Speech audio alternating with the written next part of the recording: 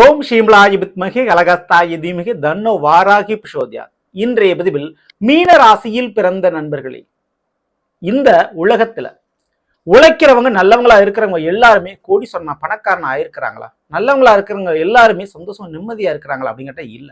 அதுக்கு என்ன வேணும்? உழைக்கிறவனுக்கு அதிர்ஷ்டம் வேணும், நல்லவனா இருக்கிறவனுக்கு கடவுளுடைய துணை வேண்டும். அப்படி அதிர்ஷ்டமும் ஆண்டவனும் உங்க பக்கம் இருந்தா நிச்சயமா உங்க வாழ்க்கையிலும் யோகம் கண்டிப்பா இருக்கு. நீங்களும் நல்லா இருக்க முடியும், சந்தோஷமா இருக்க முடியும்.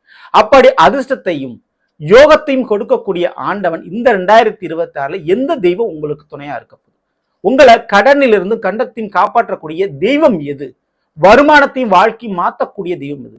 பல தெய்வங்கள் கடவுள்கள் இருந்தாலும் காசு பணத்துக்கு லட்சுமி தேவி, படிப்புக்கு சரஸ்வதி எப்படி இருக்கிறார்களோ அந்த மாதிரி ஒவ்வொரு ராசினருக்கும் அதிர்ஷ்ட யோகத்தை தரக்கூடிய தெய்வங்கள் இருக்கு. ஒவ்வொரு வருஷமும் அது அந்த வாரத்தை கொடுக்கும். அப்படி இந்த 2026 மீன ராசியில பிறந்த உங்களுக்கு எந்த தெய்வம் அதிர்ஷ்டமாக இருக்கும்? அந்த தெய்வத்தை எப்படி வழிபாடு பண்ணணும்? வேறு எந்த விதத்துல பிரச்சனை வரும், எந்த விதத்துல அதிர்ஷ்ட யோகம் வரும் அப்படின்றத டீட்டெயிலா வீடியோ விளக்கமா நம்ம பார்க்க போறோம். பதிவு ஃபுல்லா பாருங்க. மேலும் நம்ம சேனல்ல ஏற்கனவே 2026 வருடத்தினுடைய முழுமையான புத்தாண்டுகள் குழந்தைகள் முதல் பெரியவர்கள் வரை ஏற்கனவே பதிவிட்டாச்சு. பார்க்கலைன்னா சேனலை போய் பாருங்க. மேலும் டிஸ்கிரிப்ஷன் லிங்க் இருக்கு, பிரஸ் பண்ணி பார்த்து பயனடைங்க. மறக்காம நம்ம சேனல் சப்ஸ்கிரைப் பண்ணிட்டு கொடைத்தர பெல்லைக்கான பிரஸ் பண்ணிட்டு பக்கத்தில் ஒரு ஆளுன்ற தவறாம செலக்ட் பண்ணிச்சுங்க. உடனே நாங்கள் பதிவிடக்கூடிய அடுத்தடுத்த பதிவுகள் உங்களுக்கு உடனுக்குடன் நோட்டிபிகேஷனாக வந்து சேரும். நல்லதே நடக்கும். போம் நம சிவாயும் எல்லாம் வல்ல ஸ்ரீ பாரகிமன் திருடி சரணம். உலகத் தமிழ் நெஞ்சங்கள் அனைவருக்கும் உங்கள் சுசரி ராஜ கணபதியின் அன்பான வணக்கங்கள். இன்றைய மீன ராசியில் பிறந்த நண்பர்களே, 2026 வருஷத்துல எந்த விதத்துல முதல்ல யோகம் வரும், எந்த வழியில பிரச்சனை வரும், அதை ஃபர்ஸ்ட் நீங்க தெரிஞ்சுக்கங்க. உங்களுடைய மீன ராசியில் ஜென்மத்தில் சனி பகவான் அமர்ந்திருக்கிறார், விதியின் காரகன். சனிவனுடைய மாற்றம் இந்த 2027 பெருசா கிடையாது. அதே மீன ராசியில தன்னுடைய நட்சத்திரமான உத்திரட்டாதி நட்சத்திரத்தெல்லாம் பயணிக்க போறார். சனிவனுடைய காரகத்துவங்கள் என்ன? பட்டபின் தெளிவை கொடுப்பார். அதனால உங்களை சுத்தி இருக்கக்கூடியவங்க யார் நல்லவங்க யார் கெட்டவங்கன்னு உங்களுக்கு தெரியப்படுத்துறதுக்கு பல்வேறு சோதனைகள் பல்வேறு கஷ்டங்கள் உங்களுக்கு கொடுப்பார். அதுல எந்த மாற்றுக்கிறது? உங்களுக்காக நீங்க வாழ முடியாது, மற்றவங்களுக்காக நீங்க வாழணும். உறவுகளுக்காக, நண்பர்களுக்காக, பிள்ளைகளுக்காக, வாழ்க்கை துணைக்காக சில தியாகங்கள், சில விட்டு கொடுக்கிறது போன்ற செய்ய வேண்டிய சூழ்நிலை உருவாகும். முக்கியமா வேலைப்படும். மற்றவங்களுடைய வேலையை கூட நீங்க செஞ்சு கொடுக்கணும் சூழ்நிலை உங்களுக்கு உருவாகும். உங்க வேலையை விட்டுட்டு மற்றவங்களுக்கு அந்த வேலையை பார்த்து கொடுப்பீங்க. உங்க குடும்ப வாழ்க்கை பிரச்சனையை விட்டு மற்றவங்களுடைய குடும்ப வாழ்க்கை பிரச்சனையிலே தலையிட்டு அதை சேவ் பண்ணுவீங்க, காப்பாற்றுவீங்க. அதே போல நீங்க கடனில் இருந்தால் கூட இருக்கிற காசை மற்றவங்களுக்கு கொடுத்து ஹெல்ப் பண்ணுவீங்க. அப்படிப்பட்ட ஒரு சூழல் உங்களை சுத்தி உருவாகி இருக்கும். சரிங்களா? அதான் அந்த ஜென்மசனி காலகட்டத்தில். ஸோ இந்த ஜென்மசனி காலகட்டத்தில் எதிர்பாராத விபத்துகள், எதிர்பாராத நோய் பிரச்சனை சந்திக்கக்கூடிய வாய்ப்பு உண்டு. ஸோ இப்படிப்பட்ட பிரச்சனையிலிருந்து நீங்க எப்படி தப்பிக்கணும்? அதுக்கு என்ன பண்ணலாம்? அதே போல ராகுவன் 12ல் இருக்கிறாரு, தன்னுடைய நட்சத்திரம் சதய நட்சத்திரம் பயணிச்சுட்டு இருக்காரு. நிறைய அலைச்சல், நிறைய பயணம், வீடு மாற்றம், இடம் மாற்றம், சில சொத்துக்களை வித்துட்டு வேற ஒரு சொத்துக்களை வாங்கக்கூடிய ஒரு மாற்றத்தை கண்டிப்பா ராகு செய்வார்.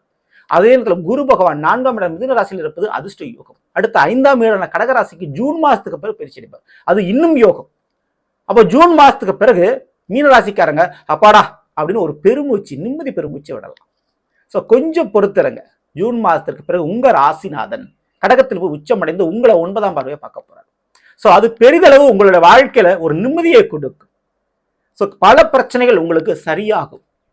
குழந்தைகள், காதல், கல்யாணம், திருமண வாழ்க்கை போன்ற அடுத்தடுத்து நடைபெறுவதற்கான யோக வாய்ப்பு இருக்குதுங்க. கண்டிப்பா அதுல இருக்கக்கூடிய பிரச்சனைகளும் சரியாகும். எதிர்பார்த்த மாதிரி பண வரவை கொடுக்கக்கூடிய ஒரு வேலை தொழில்ல ஒரு அதிர்ஷ்டம், லாபம் கிடைக்கும். ஓகேங்களா? வெளிநாடு யோகங்கள், வேறு மாநிலத்துல வேலை வாய்ப்புகள் கண்டிப்பா அமையறதுக்கு சான்சஸ் உண்டு. தொழில் மற்றும் வேலையில் மாபெரும் நல்லது நடக்கும் மீனராசிக்காரங்களுக்கு. சரிங்களா? அதை தாராளமா நீங்க எதிர்பார்க்கலாம். அதுல எந்த விதமான தயக்கம் இல்லை. ஜென்மத்தில் சனி பகவானே இருந்தாலும் வருமானத்தில் கை வைக்க மாட்டார், கவலைப்பட வேண்டாம். வேலை தொழில பாதகம் பண்ண மாட்டார். சரி, இப்படிப்பட்ட ஒரு சூழல்ல கண்டிப்பா நான் முதல்ல சொன்ன விஷயம், திடீர் விபத்து, கண்டம் சம்பந்தமான பிரச்சனைகள், மற்றவங்க குடும்பத்துக்காக ஒரு பிரச்சனை சந்திக்கிறது, இந்த மாதிரி ஒரு பிரச்சனை நடந்துகிட்டு இருக்கு. இதுல இருந்து நீங்க சேஃப் ஆகணும், தப்பிக்கணும், காப்பதுன்னா கண்டிப்பா வணங்க வேண்டிய தெய்வம் சனி பகவானுடைய குருநாதர் என்று சொல்லக்கூடிய கால பைரவருடைய வழிபாடு. தேய்பிரை அஷ்டமி திதி மற்றும் அமாவாசை சனிக்கிழமை, திங்கட்கிழமை, இதுல ஏதாவது ஒரு நாட்களை தேர்ந்தெடுத்துக் கொள்ளுங்க. அதுவும் மிக முக்கியமா எந்தெந்த விஷயத்துக்கு அப்படின்றத நான் டீட்டெயிலா சொல்றேன். குறிப்பிட்டு ஏவல், பில்லி, சூனியம், செய்வனை, வசியம் சம்பந்தமான கோளாறுகள் அல்லது கோர்ட்டு கேஸ், பஞ்சாயத்து பிரச்சனை, இந்த மாதிரி ஒரு பிரச்சனை இருக்கக்கூடியவர்கள் கண்டிப்பா ஒரு தளவாழை இலை விரித்து அதுல பச்சரிசி போட்டு அதுல தடியங்காய் வெள்ளை பூசணி சொல்லுவாங்க. அந்த பூசணிக்காயை வாங்கி இரண்டாக பிளந்து அதுல நெய் ஊத்துற மாதிரி எண்ணெய் ஊத்துற மாதிரி தேங்காய் மாதிரி அதை ரெடி பண்ணி அதுல நெய்யோ தேங்காயோ அதாவது எண்ணெய் தீபமோ குறிப்பிட்டு தீப எண்ணெய் விளக்கெண்ணெய் தாராளமாக ஊற்றலாம். சரிங்களா? ஸோ நெய்யை தவிர்த்திட வேண்டும். நெய் தேங்காய்க்கு தான் நீங்கள் பயன்படுத்தணும். ஸோ இதில் கண்டிப்பாக விளக்கெண்ணெய் தீப எண்ணெய் பயன்படுத்தலாம். ஓகேங்களா?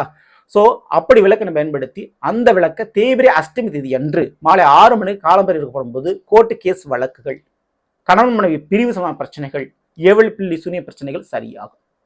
அதே வழிமுறை தான். ஸோ இந்த வழிமுறையில் சின்ன ஒரு மாற்றம் என்னன்னா, அந்த பூசணிக்காய்க்கு பதில் தேங்காயில் நெய் ஊற்றி, நான் முதல்ல சொன்னேன் இல்லையா, தேங்காயில் அதே பச்சரிசி தலவாழை இலை எடுத்து பச்சரிசி போட்டு அதில் தேங்காய் வைத்து அதில் நெய் ஊற்றி தீபம் ஏற்படும் பொழுது நல்லா புரிஞ்சுக்குங்க. அதை எப்போ பண்ணணும்? திங்கட்கிழமை மாலை 6 மணிக்கு மேல். அதே காலபைரவருக்கு அது செய்யும்போது அதில் என்ன ஒரு நன்மைகள் கிடைக்கும்னா, குழந்தை வாக்கியம், ஆண் வாரிசு யோகம், காதல் கைகூறுறது, திருமண வாழ்க்கையில் ஏற்படுறது, பிரச்சனைகள் சரியாகிறது, நீங்க விரும்பிய நபரை கரம் பிடிக்கிறது, கண்டிப்பா அந்த ஒரு மேஜிக்கல் நடக்கும். இதுக்கு பேரு நீராஞ்சனம்னு சொல்லுவாங்க. அதாவது தேங்காயில நெய் ஊத்தி தீபம் போடுறது. ஓகேங்களா? ஸோ இதுக்கு பேர் நீராஞ்சனம். ஸோ இந்த வழிபாடு உங்களுடைய வாழ்க்கைக்கு தேவையான சுபகாரியத்தை நடத்தி வைக்கும். அதுவும் காலபைரவர் போது சுபகாரியம் கண்டிப்பா நடக்கும்.